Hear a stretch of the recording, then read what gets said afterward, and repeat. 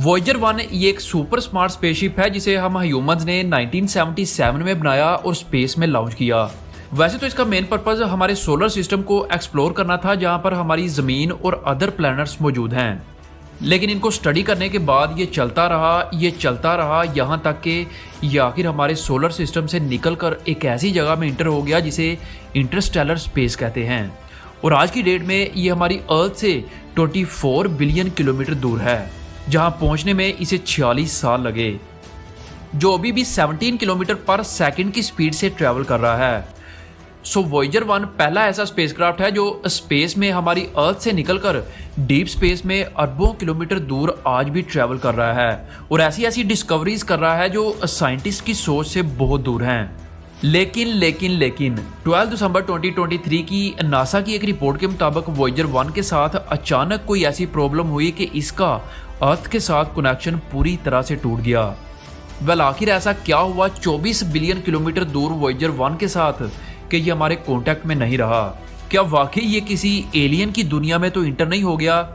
आपकी जानकारी के लिए बताता चलूं कि नासा ने इस वॉयेजर 1 के अंदर ऑलरेडी एलियन के लिए सचमुच का एक सीक्रेट मैसेज भी छोड़ा है। इन केस कि अगर ये एलियंस के हाथ लग जाए तो वो इस मैसेज को सुनकर हम तक पहुंच पाएं।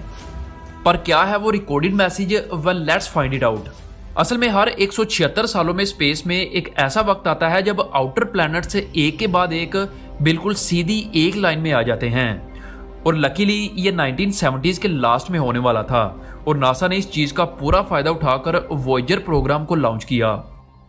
और ये वॉयेजर स्पेसक्राफ्ट एक प्लैनेट की ग्रेविटी का इस्तेमाल करके दूसरे प्लैनेट तक आसानी से कम फ्यूल और कम कॉस्ट में पहुंच सकते थे। और जाहिर सी बात है कि नासा इस गोल्डन अपॉर्चुनिटी को मिस नहीं करने वाला था, तो इसलिए 5 सितंबर 1977 को नासा ने केप कैनावरल स्टेशन से वॉयेजर 1 को लॉन्च किया।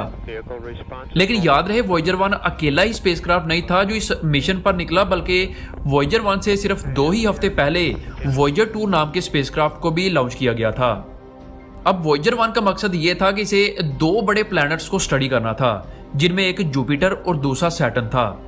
लॉन्च के कुछ ही महीनों बाद यानी 1978 को ये हमारे सोलर सिस्टम के सबसे बड़े प्लैनेट जुपिटर के करीब पहुंचा।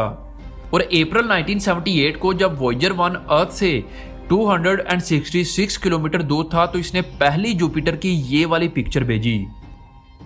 इस दौरान इसने बहुत सारी पिक्चर्स ली, जैसा कि आप अपनी स्क्रीन पर देख सकते हैं। वॉयेजर 1 ने जुपिटर को काफी डीपली ऑब्जर्व किया। इसने जुपिटर के एटमॉस्फेयर, इस ग्रेट रेड स्पॉट और इसका मैग्नेटिक फील्ड कैसे काम करता है जैसी बहुत सी चीजों को स्टडी किया। यहां पर आपको वॉयेजर स्पेसक्राफ्ट के बारे में एक क्विक फैक्ट बताऊं। दोनों वॉयेजर प्रोब्स के अंदर जो मेमोरी है वो आपके आज के स्मार्टफोन से लिटरली 30 लाख गुना कम है और इनके डाटा ट्रांसमिट करने की स्पीड 5G इंटरनेट कनेक्शन के मुकाबले में तकरीबन 40,000 गुना स्लो है। Can you imagine that? और इसके बावजूद भी वो डीप स्पेस में हैरत अंगेज डिस्कवरीज कर रहे हैं। खैर 1980 में वॉयेजर 1 ने जुपिटर के बाद सैटर्न को फ्लाई बाय किया। इन प्लैनेट्स को स्टडी करने के बाद वॉयेजर 1 2012 में इंटरस्टेलर स्पेस में इंटर हो गया। इंटरस्टेलर स्पेस में इंटर करने के बाद वॉयेजर 1 ने एक ऐसी आवाज को रिकॉर्ड किया जिसने साइंटिस्ट को पूरी तरह से चौंका दिया। पहले जरा आप इस वॉइस को सुने। अब ये तो हम सभी जानते हैं कि स्पेस में कोई हवा, कोई एटमॉस्फेयर नहीं है, तो आवाज एक जगह से दूसरी जगह ट्रैवल किसी सूरत नहीं कर सकती। तो फिर ये आवाज किसकी थी? क्या ये कोई एलियन का स्पेसक्राफ्ट वॉयेजर 1 के पास से गुजरा था? ऐसे ही कई क्वेश्चंस साइंटिस्ट के माइंड में आने लगे। लेकिन बाद में पता चला कि ये कोई एलियंस की आवाज नहीं थी, बल्कि ये इंटरस्टेलर स्पेस में प्लाज्मा वेव्स की आवाज थी। अब आपके माइंड में ये क्वेश्चन जरूर होगा कि जब स्पेस में आवाज ट्रैवल ही नहीं कर सकती तो वॉयेजर 1 ने इस आवाज को कैसे पकड़ा? देखिए वॉयेजर 1 के अंदर कोई भी ऐसा इंस्ट्रूमेंट या माइक्रोफोन नहीं इंस्टॉल किया गया जो स्पेस में साउंड को कैप्चर कर सके।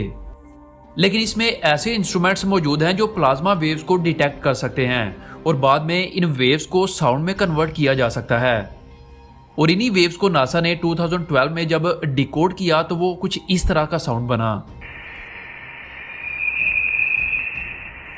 लेकिन 1977 से लेकर अब तक यानी 46 सालों के बाद वॉयेजर 1 क्या अब अपने आखिरी दिनों में है?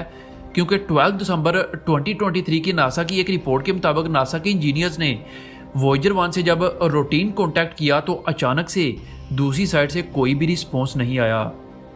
वैसे तो वॉयेजर टीम इस ग्लिच को, इस प्रॉब्लम को फिक्स करने की कोशिश कर रहे हैं, लेकिन कहाँ 24 बिलियन किलोमीटर दूर वॉयेजर 1 प्रोब और इसकी पुरानी टेक्नोलॉजी, और कहाँ हमारी अर्थ। वैसे कहा जाता है कि अगर तो वॉयेजर 1 के साथ कोई मेजर प्रॉब्लम ना हुई और कोई मामूली सा ही ग्लिच हुआ तो इस ग्लिच को भी फिक्स करने में कई हफ्ते लग सकते हैं, क्योंकि वॉयेजर 1 को कोई भी कमांड या डाटा भेजने या रिसीव करने में हमें 22 घंटे का टाइम लग सकता है। अब बात करते हैं उस मैसेज की जो नासा ने एलियंस के लिए इस वॉयेजर 1 में छोड़ा है। असल में दोनों प्रोब्स में यानी वॉयेजर 1 और वॉयेजर 2 में एक gold plated audio visual disc रखी गई है।